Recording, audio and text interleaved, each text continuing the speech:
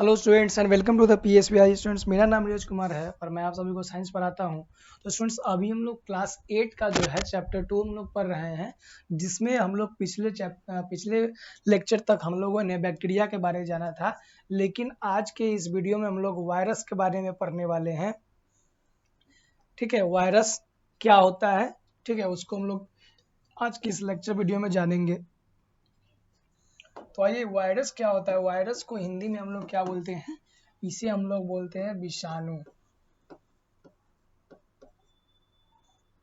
इसे हम लोग क्या बोलते हैं,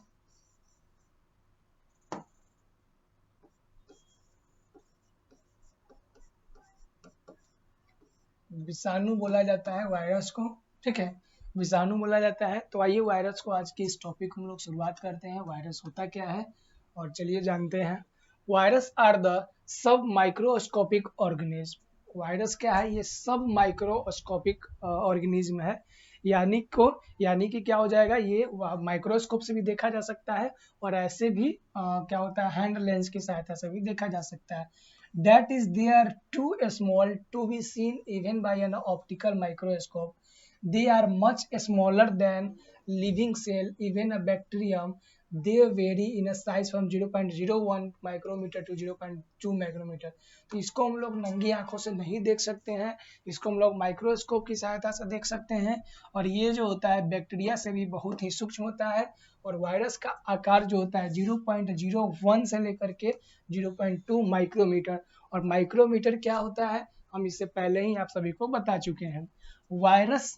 Viruses are so small that they pass through the fine pores of the clay filter. A clay filter will be separate bacteria from a solution, but not the virus. Virus can be seen only with an electronic microscope, which magnifies them about 2 lakhs times. अब कह रहा है कि virus को इतना छोटा होता है कि वायरस को हम लोग ऐसे नहीं देख सकते हैं। वायरस को हम लोग इलेक्ट्रॉन सूक्ष्मदर्शी यानी कि इलेक्ट्रॉन माइक्रोस्कोप के द्वारा, जिसे हम लोग सूक्ष्मदर्शी बोलते हैं, उसके द्वारा देखा जा सकता है। और इलेक्ट्रॉन माइक्रोस्कोप क्या करता है, जो वायरस होता है इसके जो आकार होते हैं उसे लगभग 2 लाख गुना बराबर करके हमें दिखाता है, मैग्नीफाई करके। मैग्नीफाई मीन्स होता है बड़ा करके दिखाता है, ठीक है, 2 लाख गुना बड़ा करके। ठीक है, अब आइए हम लोग वायरस के बारे में क्या कहते हैं कि वायरस जो होता है एक माइक्रोस्कोपिक ऑर्गेनिज्म है, जिसे हम माइक्रोस्कोप से देख सकते हैं। और इसका साइज जो होता है 0.01 माइक्रोमीटर से 0.2 माइक्रोमीटर के बीच के, मतलब इतना ही होता है, ना इतना से कम ना इससे ज़्यादा होगा। ठीक है, उसके बाद वायरस जो है हमें इलेक्ट्रॉन माइक्रोस्कोप यानी कि इलेक्ट्रॉन सूक्ष्मदर्शी की सहायता से देखा जा सकता है। और ये जो है इलेक्ट्रॉन सूक्ष्मदर्शी वायरस को लगभग 2 लाख गुना बड़ा करके दिखाता है। अब आइए इसका बनावट के बारे में जानते हैं, इसका स्ट्रक्चर क्या होता है। वायरस का स्ट्रक्चर क्या होता है। Virus are not made of all cell. Virus जो होता है ये सेल से मिलकर के बना नहीं होता है। वायरस किससे मिलकर के बना नहीं होता है, तो वायरस जो होता है हमारा सेल से मिलकर के यानी कि कोशिका से मिलकर के नहीं बना होता है।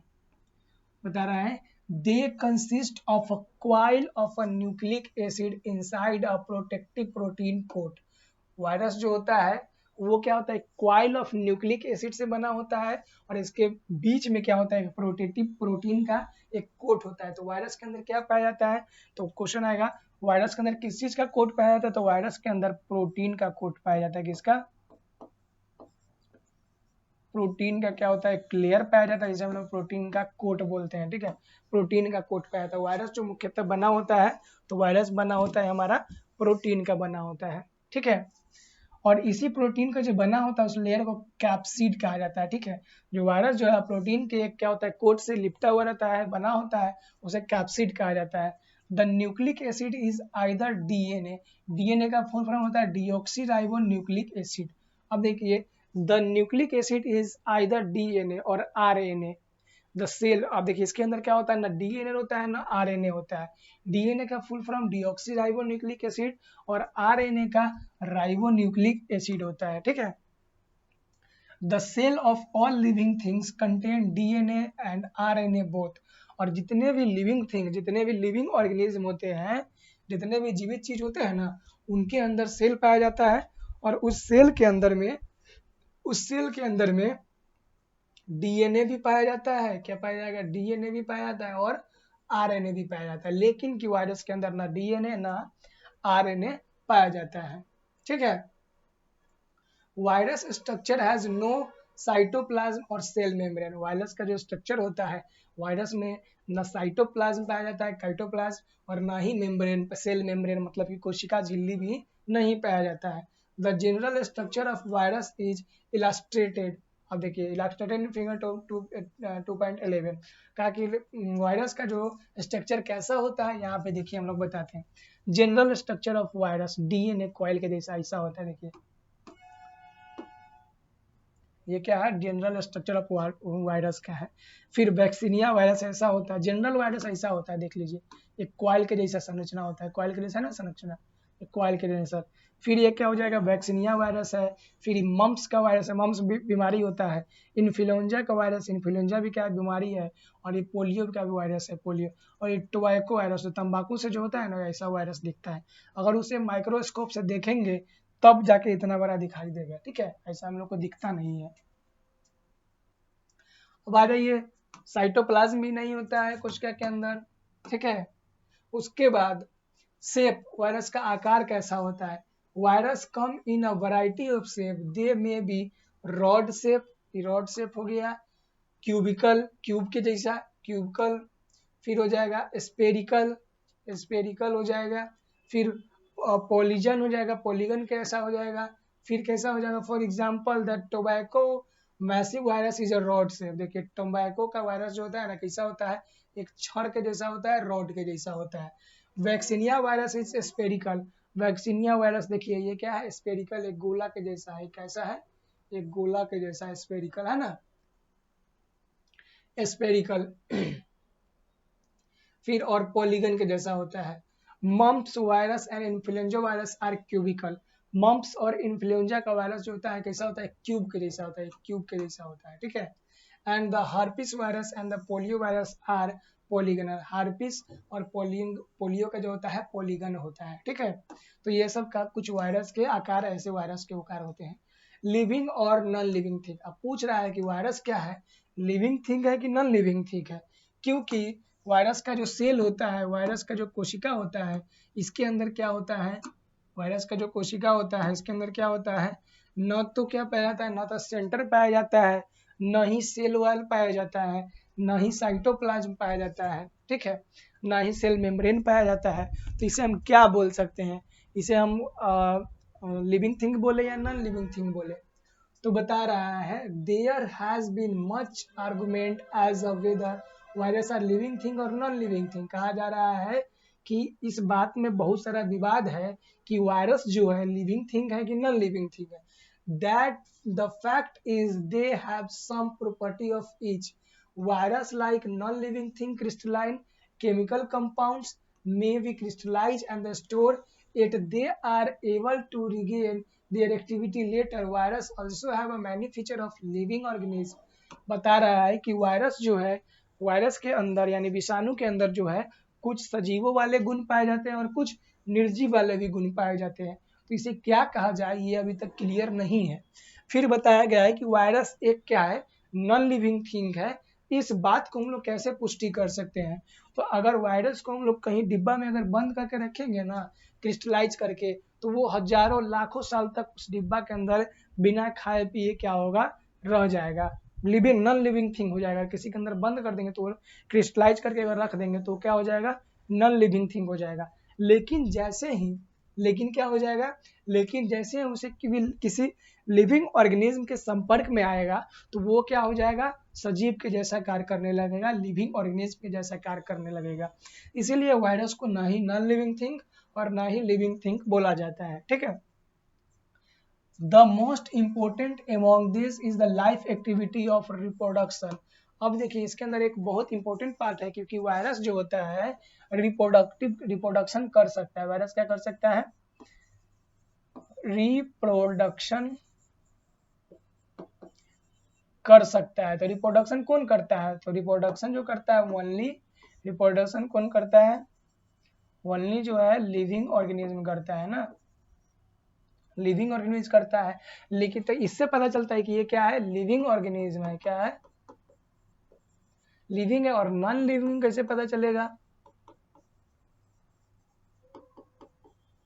नॉन लिविंग कैसे पता चलता है? तो नॉन लिविंग पता चलता है कि इसको हम लोग क्रिस्टलाइज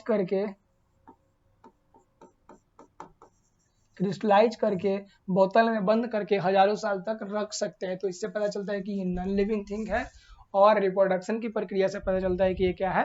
लिविंग थिंग है। ठीक है, आगे जी, however they can not reproduce a, क्या कहाँ चले गए? वायरस ऑल्सो है many feature living important, the virus can reproduce themselves like them living organism. Virus क्या कर सकता है? अपने आप को रिप्रोड्यूस कर सकता है जैसे कि लिविंग ऑर्गेनिज्म करते हैं। How ever they can not reproduce independently, लेकिन ये क्या है? इंडिपेंडेंटली रिप्रोड्यूस नहीं कर सकता। Thus virus may be considered to be the border line between the living and non living organism border line. अब कह रहा है कि वायरस जो है, वायरस को हम क्या मानेंगे? तो वायरस लिविंग थिंग्स, लिविंग और नॉन लिविंग के अंदर में क्या एक बॉर्डर लाइन बनाता है। ठीक है, ये दोनों के बीच में है। ठीक है, लिविंग थिंग और नॉन लिविंग थिंग के बीच में वायरस जो है एक बॉर्डर लाइन का निर्माण करता है। तो इसे हम ना ही सजीव मान सकते हैं ना ही निर्जीव मान सकते हैं। अब देखिए, वायरस में रिप्रोडक्शन सजीव के जैसा करता है, तो रिप्रोडक्शन कैसे करेगा? रिप्रोडक्शन इन वायरस, तो आइए देखते हैं reproduction on virus. A virus can reproduce only inside a living cell. Virus कब रिप्रोड्यूस करेगा? जब वो किसी लिविंग सेल के अंदर में होगा, तब जाके वो रिप्रोड्यूस करेगा।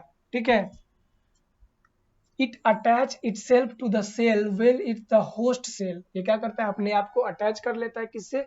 जिस होस्ट सेल के ऊपर में उसे अटैच कर लेता है। Then it inject its nucleic acid DNA और आरएनए इनटू द सेल, और वायरस के अंदर डीएनए और आरएनए पाया जाता है। डीएनए और आरएनए पाया जाता है, तो उस डीएनए और आरएनए जो न्यूक्लिक एसिड होता है, तो उस पेरेंट सेल, मान लेते हैं कि ये कोई पेरेंट सेल है, इसके ऊपर क्या है? वायरस है, ये वायरस इसके ऊपर है। तो वायरस क्या करेगा? ये अपने अंदर से रिप्रोडक्शन के लिए nucleic acid DNA, nucleic acid क्या होगा? डीएनए और आरएनए को इसके अंदर इंजेक्ट कर देगा, और इंजेक्ट करने के बाद nucleic acid in the virus take over the working of the host cell to create virus material, और इसके अंदर क्रिएट करके इंजेक्ट करके एक नया वायरस मटेरियल बनाएगा। सून 100 और more virus complete with the nucleic acid and the protein coat are formed, और जल्द ही एक वायरस के सेल से 100 यानी सैकड़ों वायरस का सेल जल्दी ही बना लेता है, ये कंप्लीट कर लेता है, और उसके अंदर क्या होता है? प्रोटीन का कोट फॉर्म हो जाता है। The new virus each one and the exact copy of the original क्या है? Invading virus burst out the cell, they invade other cell of the organism in the same way. और ये virus जो होता है, निर्माण जो नया वायरस बनता है ना, वो नया वायरस एग्जैक्ट सेम कॉपी होता है अपने पेरेंट वायरस के। जो पेरेंट सेल हो गए ना, उसी सेल के नया सेल का निर्माण होता है, एग्जैक्ट वैसा ही कॉपी, सेम गुण, मतलब सेम जो इम्पोर्टेंट उसके अंदर जो प्रॉपर्टीज होगा, वो सेम उसके अंदर भी पाया जाएगा। और वो क्या करेगा? फिर जल्दी जल्दी अपने आप को मल्टीप्लाई करके, जब बहुत ही कम समय में ज्यादा वायरस क्या होता है? निर्माण हो जाता है, अपने आप को मल्टीप्लाई कर लेता है। Each particular type of virus require a specific host cell for the purpose of reproduction, और सभी वायरस को क्या चाहिए? एक पार्टिकुलर होस्ट सेल चाहिए, जिससे वो रिप्रोडक्शन की प्रक्रिया को कर सकता है। Now be may define as a virus follow, और इसीलिए वायरस को हम लोग कैसे डिफाइन कर सकते हैं? वायरस को डिफाइन कर सकते हैं हम सभी, वायरस को डिफाइन कर सकते हैं। A virus is a parasitic nuclear particle composed of a DNA और RNA core surrounded by a protein coat। Virus क्या है? क्या है? नॉन सेलुलर पार्टिकल कंपोज्ड है, जो डीएनए और आरएनए से घिरा हुआ रहता है, बना होता है, और जिसके चारों ओर एक प्रोटीन का क्या पाया जाता है? कोट पाया जाता है, आवरण पाया जाता है, जिसे क्या कहा जाता है? कैप्सिड कहा जाता है। क्या कहा जाता है? कैप्सिड कहा जाता है। ये जो प्रोटीन का लेयर जो होता है ना इसके आउटसाइड में, जिससे क्या होता है? इसे क्या कहा जाता है? इसे कैप्सिड कहा जाता है। ठीक है, अब आ जाइए हमारा बैक्टीरियोफेजेस। वायरस क्या कहता है, बैक्टीरियोफेजेस, जहां पे the virus that infect bacteria are called bacteriophages. मतलब वायरस बैक्टीरिया को भी इन्फेक्टेड कर देता है। ठीक है, वायरस क्या करता है, बैक्टीरिया को भी इन्फेक्टेड कर देता है, उसे हम लोग बैक्टीरियोफेजेस कहते हैं। और इस बैक्टीरियोफेजेस के बारे में कल पढ़ेंगे अगले वीडियो में, जहां हम लोग जानेंगे बैक्टीरियोफेज होता क्या है। फिर जो बैक्टीरिया हमारा होता है, ये बैक्टीरिया मतलब कि इससे हमें क्या, सॉरी वायरस जो है, इससे हमें क्या लाभ होगा और क्या हानि होगा, किस किस रूप में हमें लाभ पहुंचाएगा और किस किस रूप में ये हमें हानि पहुंचाएगा, उसके बारे में नेक्स्ट वीडियो में हम लोग नेक्स्ट क्लास में जानेंगे। तब तक के लिए धन्यवाद। अगर वीडियो अच्छा लगा तो वीडियो को लाइक कीजिए, चैनल को सब्सक्राइब भी कर दीजिएगा।